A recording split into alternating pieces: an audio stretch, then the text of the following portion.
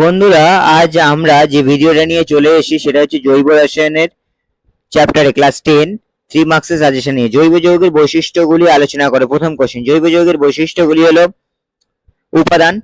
জৈব যৌগের অণুতে কার্বন পরমাণু থাকবে। অধিকাংশ জৈব যৌগের অণুতে কার্বন পরমাণু পাশাপাশি উপাদান হিসেবে হাইড্রোজেন পরমাণু বর্তমান, আবার বেশ কিছু ক্ষেত্রে এদের সঙ্গে অক্সিজেন, হ্যালোজেন বা সালফার পরমাণু উপাদান হিসেবে উপস্থিত থাকে। প্রকৃতি, জৈব যৌগ মাত্রই সমযোজী যৌগ। এদের অণু ধ্রুবীয় ও অধ্রুবীয় উভয় প্রকৃতির হয়।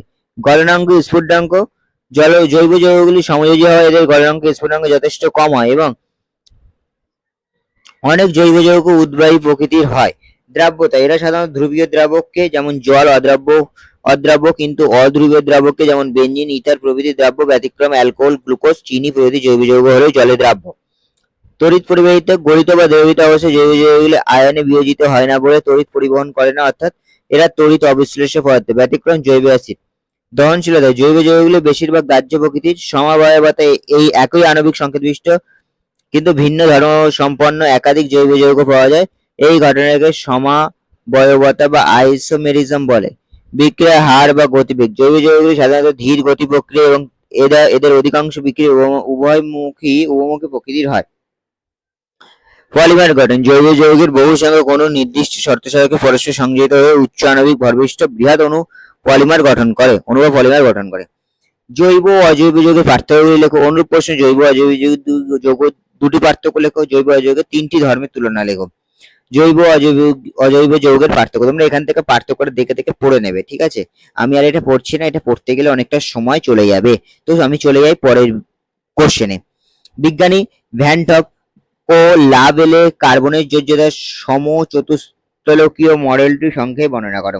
1874 খ্রিস্টাব্দে বিজ্ঞানী ভ্যান ডপ এবং লাবেল কিছু বিশেষ জৈব যৌগ ধর্ম সংক্রান্ত পরীক্ষালব্ধ ফলাফল ব্যাখ্যা করার জন্য কার্বনের যোজ্যতার সমচতুস্তলকীয় মডেলটি প্রস্তাবন করেন। তাদের মতে কার্বনের চারটি যোগ্যতা কখনোই একই সমতলে থাকে না।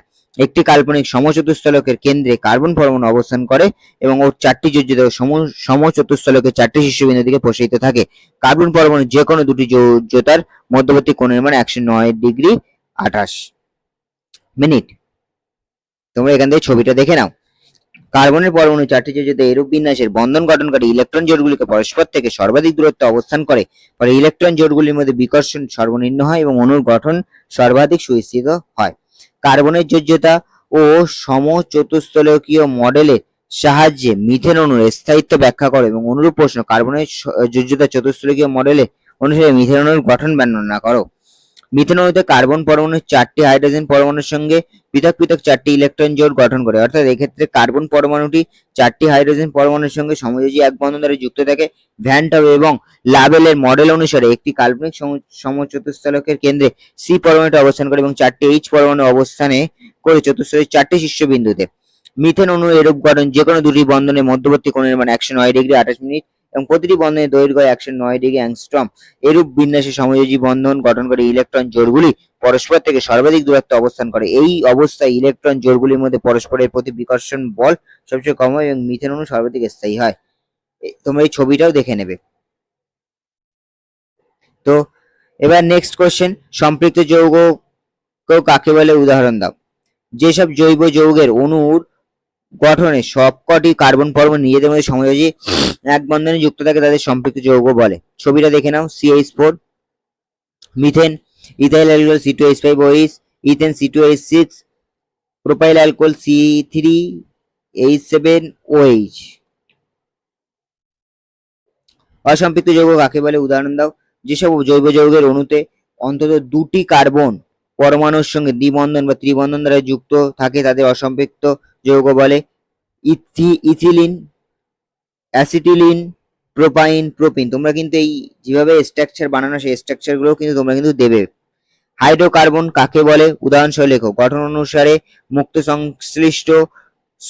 শৃঙ্খল বিশিষ্ট হাইড্রোকার্বন কয় প্রকার, কি কি প্রতীকের উদাহরণ দাও। কার্বন হাইড্রোজেন দ্বারা গঠিত দ্বিমৌল জৈব যৌগকে হাইড্রোকার্বন বলে, যেমন methane CH4, ethane C2H6, ethylene C2H4, অ্যাসিটিন C2H2 প্রভৃতি। গঠন অনুসারে মুক্ত শৃঙ্খল বিশিষ্ট হাইড্রোকার্বন দুই প্রকার, সম্পৃক্ত হাইড্রোকার্বন ও অসম্পৃক্ত হাইড্রোকার্বন। সম্পৃক্ত হাইড্রোকার্বন উদাহরণ হলো ইথেন C2H6, অসম্পৃক্ত হাইড্রোকার্বন উদাহরণ হলো ইথিলিন C2H4। ইথিলিন আণবিক গঠনের সংক্ষিপ্ত বিবরণ দাও। ইথিলিন অণুতে দুটি কার্বন পরমাণু নিজেদের মধ্যে দুটি ইলেকট্রন জোড় সমভাবে ব্যবহার করে কার্বন দ্বিবন্ধন গঠন করে এবং এভাবে প্রতিটি কার্বন পরমাণু দুটি করে যোজ্যতা পূর্তি হয়। প্রতিটি কার্বন পরমাণু বাকি দুটি যোজ্যতা পূর্তির জন্য দুটি এইচ পরমাণুর সঙ্গে পৃথকভাবে দুটি এক বন্ধন গঠন করে এবং উৎপন্ন অণুর সমতলে পরমাণুগুলি একই সমতলে অবস্থান করে। ইথিলিন অণুতে কার্বন পরমাণু দুটি সমযোজী দ্বিবন্ধন দ্বারা যুক্ত থাকার এটি একটি অসম্পৃক্ত হাইড্রোকার্বন। তোমরা এখানে ছবিটা দেখে নিও, ঠিক আছে? এই ছবিটা, ঠিক আছে?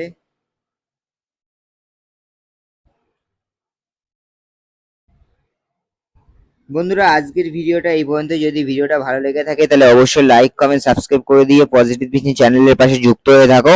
দেখা হচ্ছে পরের ভিডিওতে। পরের ভিডিও টপিক হচ্ছে জৈব রসায়ন 3 মার্কসের সাজেশন পার্ট 2। তো যদি এই ভিডিওটা তোমাদের উপকৃত হয়, যদি তোমাদের যদি মনে হয় যে এই কোশ্চেনগুলো খুবই ইম্পর্টেন্ট, তোমরা অবশ্যই ভালো করে পড়বে, কারণ আমি এই কোশ্চেনগুলো খুব খেটে কষ্ট করে বানিয়েছি। অবশ্যই পড়বে। তো দেখা হচ্ছে পরের ভিডিওতে।